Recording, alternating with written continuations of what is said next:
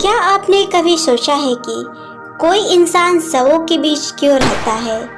क्या सच में अघोरी साधु इंसानी मांस खाते हैं?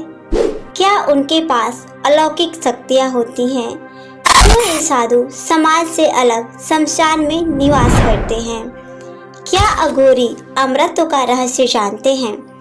इन सवालों के जवाब जानने के लिए इस वीडियो को अंत तक जरूर देखिए, क्योंकि आज हम आपको ले चलेंगे एक ऐसे रहस्य भरे संसार में जहां पहुंचना आम इंसान के बस की बात नहीं। सबसे पहला सवाल, अघोरी साधु कौन होते हैं? अघोरी साधु हिंदू धर्म के सबसे रहस्यमय और डरावने संप्रदायों में से एक हैं। ये साधु शिव जी के उग्रतम रूप भगवान अघोर के उपासक होते हैं।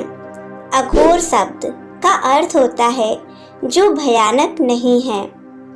अघोरी साधुओं का मानना है कि इस संसार में कुछ भी अशुद्ध नहीं है। शुद्ध और अशुद्ध का भेद केवल हमारी सोच में होता है। इसलिए इस शव, मल, रक्त, मांस जैसी वस्तुओं को भी ब्रह्मत्व मानते हैं। वे मृत्यु को भी भय की जगह ज्ञान का द्वार मानते हैं। उनका मानना है कि जब तक मनुष्य मृत्यु से डरता है वो मोक्ष की ओर नहीं बढ़ सकता। अघोरी बनने की प्रक्रिया। अघोरी बनना कोई आसान कार्य नहीं है। इसकी शुरुआत होती है गुरु की कृपा से। एक व्यक्ति जब दुनिया से विरक्त हो जाता है और उसे केवल शिव की प्राप्ति करनी होती है, तब वह अघोरी मार्ग की ओर जाता है। गुरु द्वारा दीक्षित होने के बाद साधक को कई कठोर नियमों और साधनाओं का पालन करना होता है। शव के ऊपर बैठकर ध्यान लगाना, शमशान में निवास करना, भोजन में केवल वही खाना जो रास्ते में मिले या कोई दान करे, मांस, शराब, गांजा, भांग का सेवन साधना के लिए करना। यह साधना मानसिक, शारीरिक और आध्यात्मिक रूप से साधक को तोड़ती और फिर बनाती है। क्या आप जानते हैं कि अघोरी साधु मृत शरीर के अंगों का उपयोग क्यों करते हैं? क्या इसके पीछे कोई शक्ति छिपी है या ये बस अंधविश्वास है? चलिए अब जानते हैं इसका रहस्य। शव और शमशान का महत्व। शमशान अघोरियों के लिए तपोभूमि होता है। जहां आम लोग मृत्यु के नाम से डरते हैं, वही अघोरी साधु शमशान में ध्यान लगाते हैं, साधना करते हैं। वे मानते हैं कि मृत्यु ही परम सत्य है और शमशान ही वह जगह है जहां सबका अहंकार मिटता है। इसलिए वहां साधना करने से आत्मा और ब्रह्मा के बीच की दीवार टूट जाती है। शव का उपयोग अघोरी कई तरीकों से करते हैं। कुछ शवों की खोपड़ी को कपाल बनाकर उसमें भोजन या पानी ग्रहण करते हैं। किसी मृत शरीर के ऊपर बैठकर साधना करते हैं। कभी कभी मृत शरीर से जुड़ी हड्डियों से माला बनाते हैं, जिसे शक्ति की प्रतीक माना जाता है। क्या अघोरी इंसानी मांस खाते हैं? यह सवाल बहुत विवादित है। अघोरी खुद को सामान्य सामाजिक नियमों से परे मानते हैं। कुछ रिपोर्ट्स और शोधों में ये पाया गया कि कुछ अघोरी साधना की चरम अवस्था में इंसानी मांस, जो पहले से ही मृत हो, का सेवन करते हैं। इसका उद्देश्य शरीर और मन की सीमाओं को पार करना होता है। वे इसे अलौकिक अनुभव की सीढ़ी मानते हैं, परंतु यह सभी अघोरियों पर लागू नहीं होता। कई अघोरी इस कृत्य से दूर रहते हैं और केवल प्रतीकात्मक रूप से शव का उपयोग करते हैं। लेकिन क्या अघोरी केवल डरावने कर्म कांडों में लिप्त रहते हैं? क्या उन्होंने कभी समाज का भला किया है? जवाब आपको हैरान कर देगा। समाज में अघोरियों की भूमिका। अघोरी केवल साधना ही नहीं करते, बल्कि कई बार समाज के सबसे निचले तबके की सेवा भी करते हैं। वे कोढ़ी, रोगी, उपेक्षित और समाज से बहिष्कृत लोगों की सेवा करते हैं। वाराणसी के अघोर बीच जैसे कई संस्थान आज भी समाज सेवा में लगी हैं। ये अघोरी परंपरा के अनुयायी होते हुए भी लोगों को खाना, इलाज और आश्रय प्रदान करते हैं। उनका मानना है कि जिसे समाज छोड़ देता है वही हमारा भगवान है। अघोरी साधना से प्राप्त होने वाली शक्तियाँ। अघोरी मानते हैं कि कठोर साधना से उन्हें कई सिद्धियाँ प्राप्त होती है।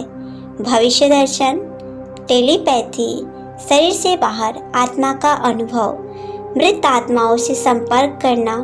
हालांकि ये बातें प्रमाणित नहीं हैं, लेकिन कई घटनाएं और गवाह बताते हैं कि कुछ अघोरी अलौकिक अनुभव के साक्षी रहे हैं। क्या अघोरी साधु अमर होते हैं? क्या वो मृत्यु को मात दे सकते हैं? अब आपको बताएंगे इस सबसे रहस्यमय प्रश्न का उत्तर। क्या अघोरी अमर होते हैं? अघोरी अमर नहीं होते, लेकिन उनकी साधना उन्हें मृत्यु के भय से मुक्त कर देती है। उनका मानना है कि शरीर मर सकता है, लेकिन आत्मा अजर अमर है। कुछ मान्यताओं के अनुसार कुछ अघोरी 100 साल से अधिक जीवित रहे हैं और हिमालय या अज्ञात स्थानों पर साधना कर रहे हैं। हालांकि इनके प्रमाण वैज्ञानिक दृष्टिकोण से नहीं मिले हैं। अघोरी और तंत्र विद्या का संबंध। अघोरी साधु तंत्र विद्या में भी माहिर होते हैं। वे पंचमक्कार सिद्धांत का पालन करते हैं।